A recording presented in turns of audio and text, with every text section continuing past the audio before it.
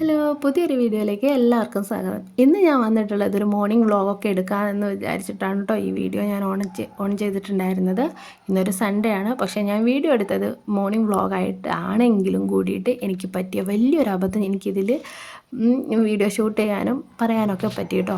എന്താണെന്ന് വെച്ചാൽ സാധാരണ ഞങ്ങൾ കുറച്ച് പേര് നടക്കാൻ പോവാറുണ്ട്. ഇങ്ങനെ ഈ പുലർച്ചെ മോർണിംഗ് വാക്കിന് പോവാറുണ്ട്. വന്നപ്പോൾ ഏകദേശം ഒരു 6-6:15 കാണും. അപ്പോൾ ഞാൻ എന്ത് ചെയ്യുക, 6:30 ആയിട്ടില്ല, 6:15 ആകുമ്പോഴേക്കും എത്തി. അപ്പോൾ ഞാൻ വന്നപ്പം വീട്ടിലെല്ലാവരും ഉറങ്ങുകയാണ്. സാധാരണ ആ ഒരു ടൈം ആകുമ്പം ഒരാളെങ്കിലും എണീക്കാറുണ്ട്. ഇന്ന് ആരും എണീറ്റില്ല. കാരണം സൺഡേ ആണല്ലോ, ആർക്കും പോകാനൊന്നും ഇല്ലാത്ത കാരണം എല്ലാവരും അവിടെ തന്നെ കിടക്കുകയായിരുന്നു. അപ്പോൾ ഞാൻ വിചാരിച്ചു ഇവർക്ക് എന്തായിട്ട് ഇന്നത് സ്പെഷ്യലായിട്ട് എന്തെങ്കിലും ഉണ്ടാക്കി കൊടുക്കാം ബ്രേക്ക്ഫാസ്റ്റിനെന്ന് വിചാരിച്ചു. പക്ഷേ ഞാൻ എന്താ ചെയ്തതെന്നറിയോ, വെള്ളപ്പത്തിന് റെഡിയാക്കിയത്. സാധാരണ ഞാൻ ഇവർക്ക് പുട്ട് അല്ലെങ്കിൽ ചപ്പാത്തി, പത്തിരി, അങ്ങനെ ഉപ്പുമാവ്, അങ്ങനെ എന്തെങ്കിലുമൊക്കെ ഉണ്ടാക്കി. കുറേ ആയി ദോശ, വെള്ളപ്പമൊക്കെ ഉണ്ടാക്കിയിട്ട്. അപ്പോൾ എനിക്ക് തോന്നി വെള്ളപ്പം ഉണ്ടാക്കി കൊടുക്കുക, ഇഷ്ടവും ഉണ്ടാക്കി കൊടുക്കുക എന്നൊക്കെ വിചാരിച്ചു. കറിയായിട്ട് ആകുമ്പം നമ്മൾ എന്ത് ചെയ്ത്, ഇങ്ങനെ കുറച്ച് അരിപ്പൊടി ഇരിപ്പുണ്ടായിരുന്നു. അരിപ്പൊടി എടുത്തിട്ട് കലക്കാം. ബാക്കി ചോറ്, തേങ്ങ, പിന്നെ ഈസ്റ്റൊക്കെ അരച്ച് മിക്സ് ചെയ്തിട്ട് ഇതുമായിട്ട് അരിപ്പൊടി കലക്കിയിട്ട് അതുമായിട്ട് മിക്സ് ചെയ്യാമെന്ന് വിചാരിച്ചു. അതാണോ പ്രശ്നം എന്നറിയില്ല, വറുത്ത പൊടിയായിട്ടാണോ പ്രശ്നം എന്നറിയില്ല.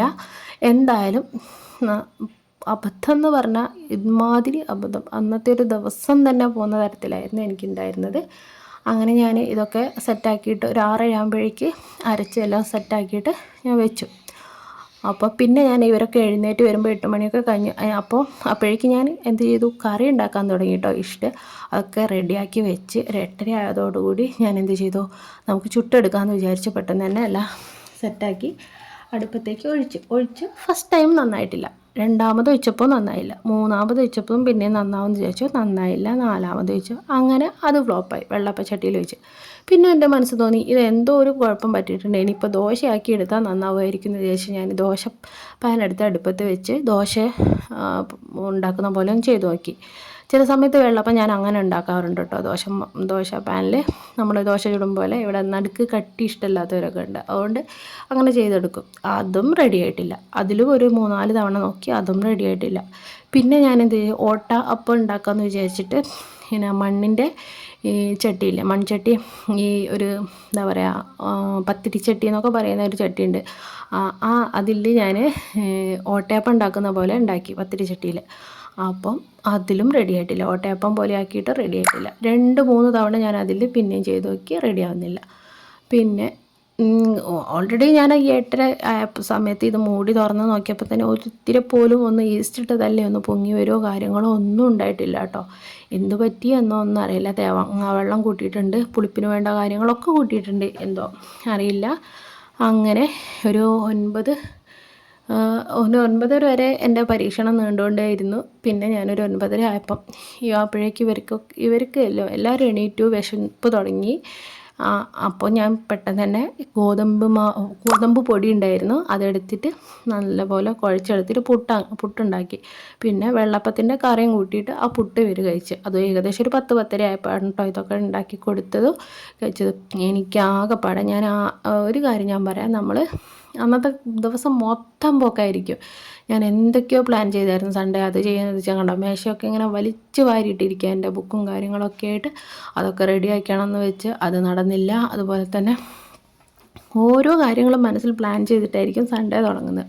പക്ഷേ നമ്മൾ മുൻകൂട്ടി കാണാതെ, പ്രത്യേകിച്ച് സൺഡേയിലൊന്നും പരീക്ഷണം നടത്താൻ നിന്നില്ല, നമ്മൾ മൊത്തത്തിൽ പോകും.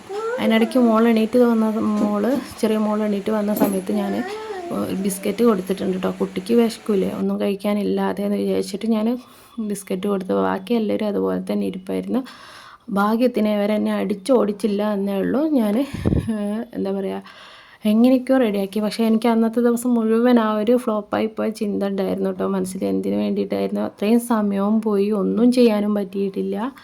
അങ്ങനെ കണ്ടോ, ഇതൊക്കെ വെച്ചാൽ ഞാൻ ഇതൊന്നും വെള്ളപ്പത്തിൻ്റെ മാവ് ഇങ്ങനെ ആവും എന്ന് അറിഞ്ഞിട്ടൊന്നുമല്ല. കറിയൊക്കെ പെട്ടെന്ന് റെഡിയാക്കാൻ നമ്മൾ നല്ല രീതിയിൽ വീഡിയോ ഒക്കെ എടുത്തുകൊണ്ടിരിക്കുകയായിരുന്നു കേട്ടോ.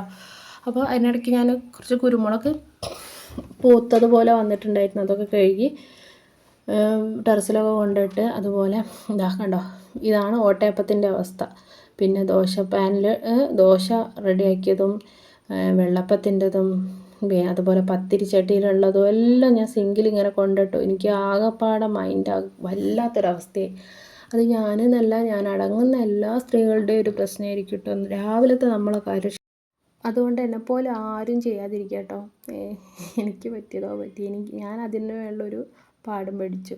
അനുഭവം കൊണ്ടാണല്ലോ പലരും പലതും പഠിക്കുക. അതുകൊണ്ട് ഞാനൊരു പാഠം പഠിച്ച് ഈ സൺഡേസിലൊന്നും നമ്മളിങ്ങനെ ഭക്ഷണങ്ങളിൽ പരീക്ഷണം നടത്താൻ നമുക്ക് ആവുന്നത് പെട്ടെന്ന് തയ്യാറാക്കി കൊടുക്കാൻ പറ്റുന്നത് കൊടുക്കുക. നമ്മുടെ പണികളൊക്കെ പെട്ടെന്ന് തീർക്കാൻ നോക്കുക. സൺഡേയിൽ കാര്യമായിട്ട് നമുക്ക് നല്ല പോലെ റെസ്റ്റ് ചെയ്തിരിക്കാനൊക്കെ പറ്റും.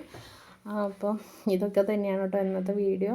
ഇപ്പം വീഡിയോ അങ്ങും മിക്സായി കിടക്കുകയാണ്. അപ്പം എല്ലാവർക്കും ബായ്.